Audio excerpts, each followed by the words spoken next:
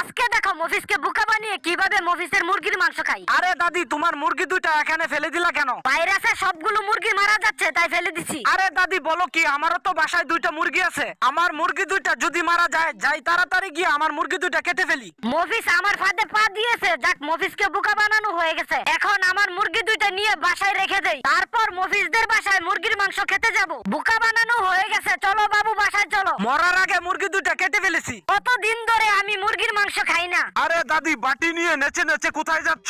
মফিজদের বাসায় যাচ্ছি মুরগির মাংস খেতে। দাদি, মফিজদের বাসায় মুরগির মাংস খেতে যাচ্ছে, আমাকেও নিয়ে যাও। এই তো মুরগির মাংস রান্না করা হয়ে গেছে। মফিজ, আমি চলে আসছি তোর মুরগির মাংস খেতে। মফিজ ভাই, আমিও আসছি তোমার মুরগির মাংস খেতে। দাদি, তুমি আসাতে ভালোই হলো, মুরগির মাংস খাওয়া শুরু করো। হ্যাঁ হ্যাঁ মফিজ, এখনই খাওয়া শুরু করি। দাদি, তুমি আসাতে ভালোই হলো, আমি ভাবছি একা একা এত মাংস খাবো কিভাবে। প্রিয় বন্ধু, ভিডিওতে লাইক ও চ্যানেলটি সাবস্ক্রাইব করতে ভুলবেন না।